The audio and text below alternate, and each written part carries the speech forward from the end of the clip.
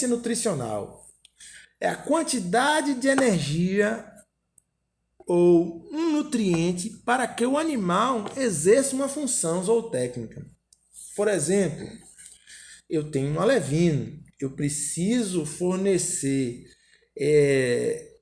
nutrientes para esse alevino para que ele possa se desenvolver, virar um juvenil e também desse juvenil ele virar um peixe adulto para que a gente possa abater.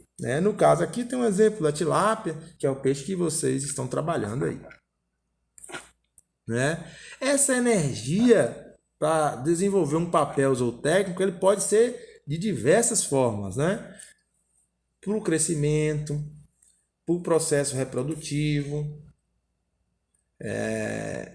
para o processo, para outros processos metabólicos, para manutenção, Então, essas são as funções, zootécnicas aí. O que influencia, essa exigência nutricional? As condições ambientais,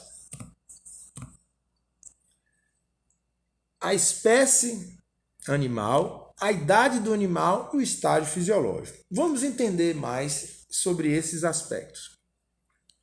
Por exemplo, as condições, às vezes vocês estão produzindo aí em tanques elevados com lona, Esses tanques, e você não está fazendo uma renovação de água necessária e também o seu soprador aí que está jogando ar nos seus tanques não está fornecendo a necessidade de oxigênio ideal. O que acontece? O peixe, essas condições ambientais não favorecem, por melhor que tenha sido a sua alimentação, não favorece ao desenvolvimento dos peixes. Então, essa condição ambiental influencia diretamente na exigência nutricional no aspecto nutricional dos peixes. A espécie animal também tem uma exigência nutricional diferenciada. Uma coisa é você alimentar um peixe como a tilápia, que tem uma exigência nutricional nas fases, em determinada fase e uma exigência nutricional máxima. Outra coisa é você alimentar um pirarucu, que é um peixe que tem uma exigência nutricional muito maior do que a tilápia. E isso varia também, de acordo com a idade do animal, Às vezes você tem que fornecer uma determinada alimentação para um alevino e uma alimentação com exigência nutricional diferente para um juvenil e também para um peixe na engorda. Aqui é o exemplo que a gente deu aqui nessas figuras aqui que estão demonstradas aqui, ó. A proteína digestível de um alimento, de uma pós-larva, ela é de 41%, da proteína, da exigência da energia digestível. Já no alevino é de 28%. E no peixe em engorda é de 25% de energia digestível, gente? Aí você está dando uma ração aí de 38%. Mas, professor, eu estou dando uma ração aqui de 32%. Essa ração que você está dando aí de 32%, meu amigo, ela é uma ração de proteína total, proteína bruta, tá? E aí você dá uma ração de 32% de proteína bruta, que deve ter para tilápia uma proteína digestível de 25% e uma energia digestível de 2.800 a 3.200 quilocalorias por quilo de ração fornecida.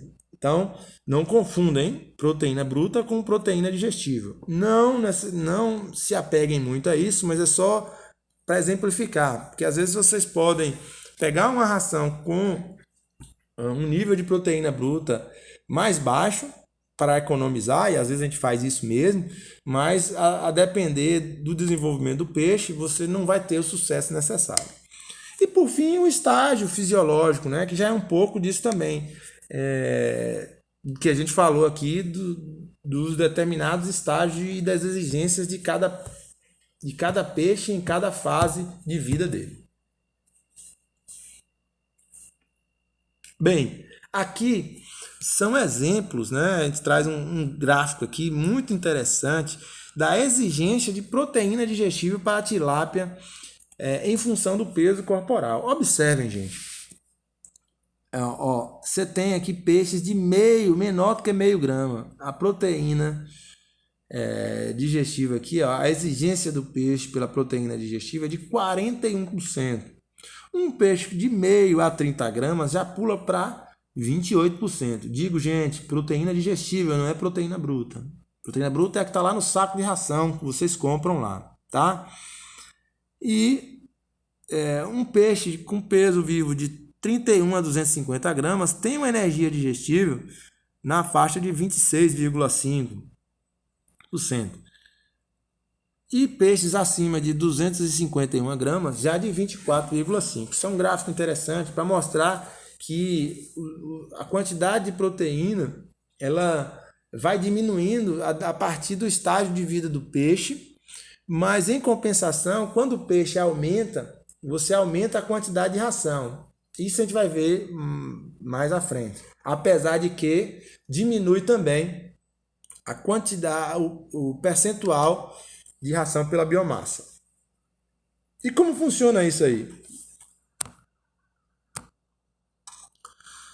Bem, o peixe no estágio inicial, ele tem uma exigência maior e essa exigência vai aumentando até chegar num limiar de estabilidade. Então, você não tem a necessidade de ter uma exigência nutricional muito elevada, né, para a partir de uma determinada fase. Então, se você aumentar a exigência aí, aumentar o nível de proteína aí, você não vai surtir efeito porque o peixe já chegou na estabilidade, já naquele limite.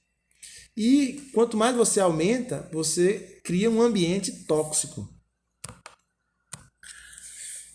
Para exemplificar melhor, né, a gente tem que entender o seguinte: o processo de alimentação ele requer um percentual de alimentação maior no início, do percentual da biomassa, do peso do peixe maior no início, que consequentemente com a ração de maior exigência nutricional para o peixe, ela vai estabilizando a exigência nutricional, mas a ração já vai estar dando uma quantidade maior também no decorrer do processo, e ele tende a diminuir essa exigência nutricional nas fases de desenvolvimento maior do peixe.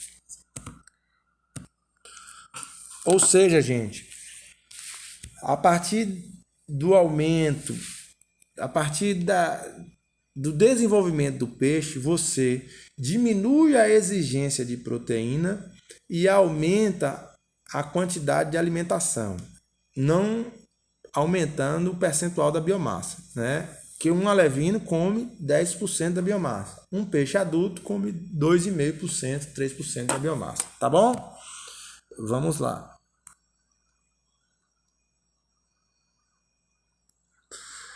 Dificuldades dos peixes, né? No cultivo dos peixes, né? E na nutrição dos peixes.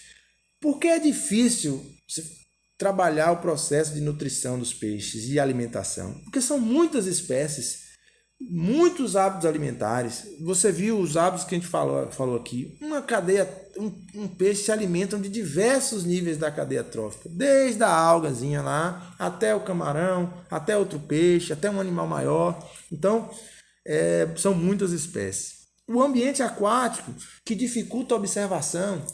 Olha só, quando você está produzindo gado, galinha, porco, esses animais, você sabe exatamente o que aquele animal consumiu, né? Se botou 1 quilo, 10 animais, Os 10 animais comeram 1 quilo.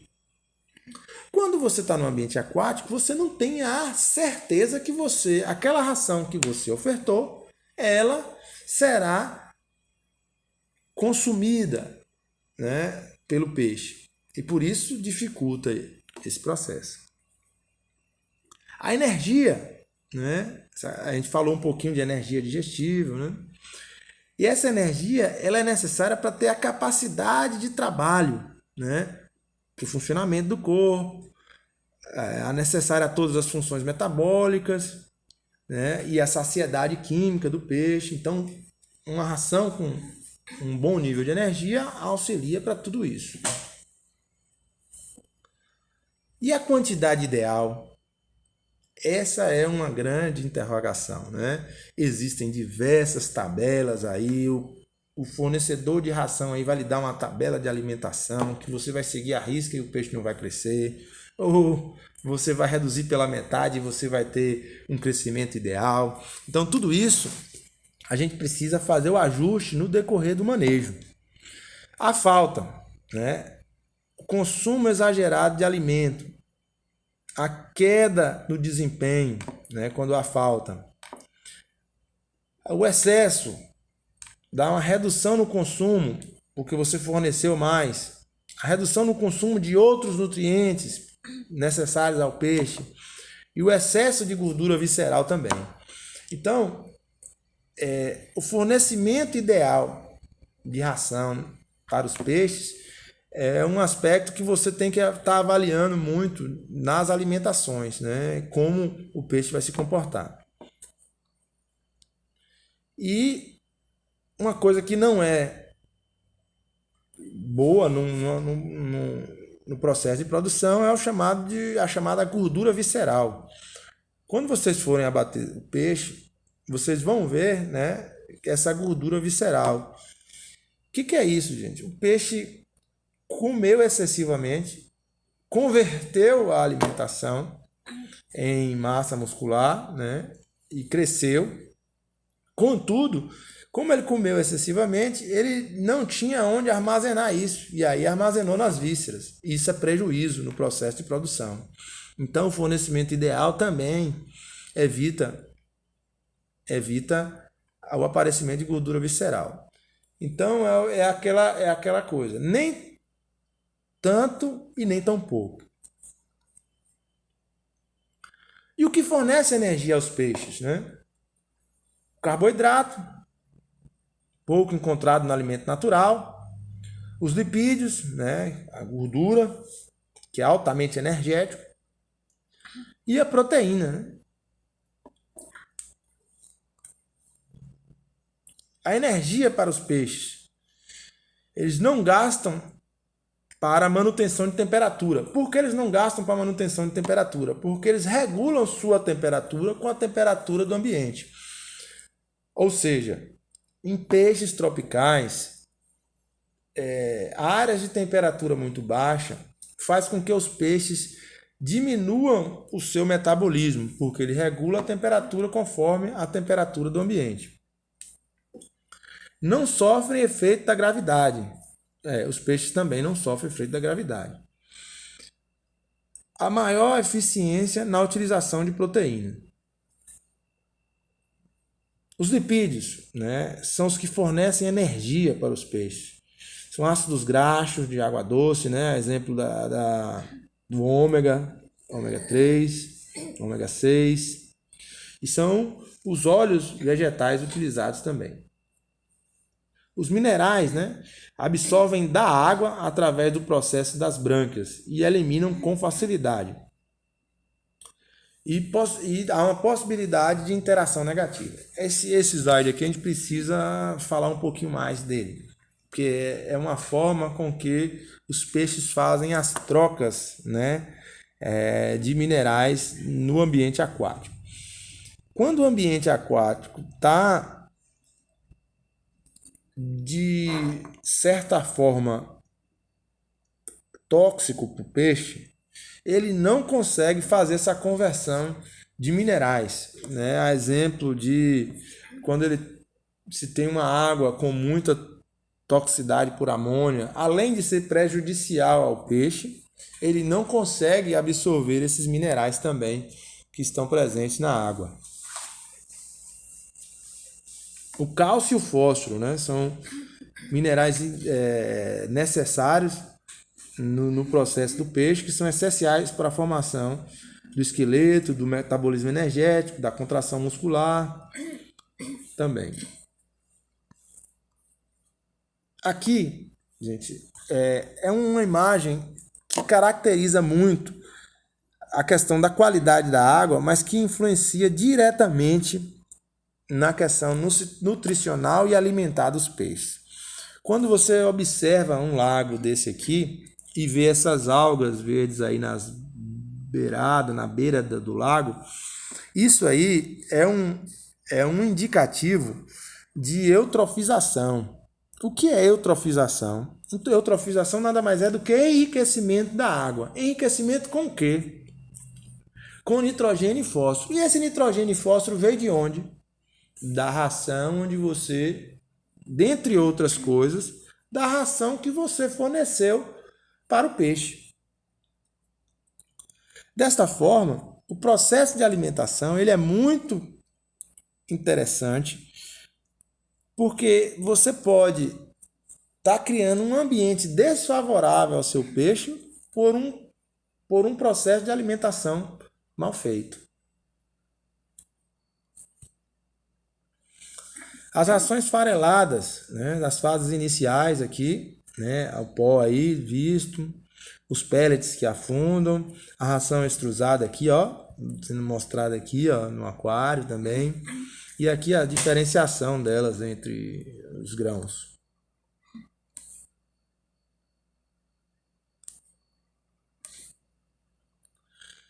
A ração farelada, conforme a gente já disse, ela é utilizada em fases iniciais, né? Ela tem uma seletividade muito grande, uma alta perda por lixiviação. E o que é essa perda por lixiviação, gente? Porque assim, como você está fornecendo muito pó na água, ele pode, a depender da corrente de água que está passando pelo tanque ou pela área onde você esteja, ela pode estar sendo perdida e o peixe não pode estar assimilando. E pode causar uma grande perda no tanque. E a ração extrusada, né? É um processo de temperatura e pressão para poder extrusar a ração. Aumenta a digestibilidade, flutua conforme a gente falou, né? Dá para controlar um pouco mais o consumo e são utilizadas em peixes com peso mínimo de 0,6 gramas. Características de um alimento inerte, né? O que esse alimento tem que ter, né? Essa ração, ela tem que ter uma boa aceitabilidade, o peixe tem que ir atrás dessa ração, tem que ser atrativo para o peixe. Ela tem que ter uma estabilidade na água, ela não pode ser fornecida na água e imediatamente descer, flutuar, se desfazer na água. Ela deve ter uma boa digestibilidade, então assim, a estabilidade e a digestibilidade elas são bastante interessantes. Às vezes, a ração ela tem uma boa estabilidade, o grão permanece na água intacto, mas ela tem uma digestibilidade muito ruim. E aí o peixe não consegue assimilar, né? Isso é um problema, né? A ração tem que ter valor nutritivo e tem que ser estocada de forma a que mantenha essas características, as características nutricionais da ração. Isso é muito interessante na escolha da ração. E por isso existem diversas marcas de ração com vários níveis de valor nutritivo, digestibilidade, estabilidade, a presença de finos na ração. O que é a presença de finos? Que é calculado de acordo com a quantidade que essa ração dissolve, desfarela no saco. Ela tem que ter um percentual mínimo, porque senão ela não tem uma qualidade aceitável também para o peixe. Então são uma série de detalhes que a gente vai aprendendo no decorrer do processo de produção. A Ter à Distância é uma adaptação das atividades de assistência técnica e extensão rural do Bahia Produtiva, projeto do Governo do Estado da Bahia por meio da Secretaria de Desenvolvimento Rural do Estado da Bahia, executado pela CAR, Companhia de Desenvolvimento e Ação Regional, com recursos provenientes de acordo de empréstimo com o Banco Mundial. Essa modalidade visa dar continuação às atividades de capacitação e apoio para produtores, associações, cooperativas, empreendimentos produtivos e agentes comunitários rurais.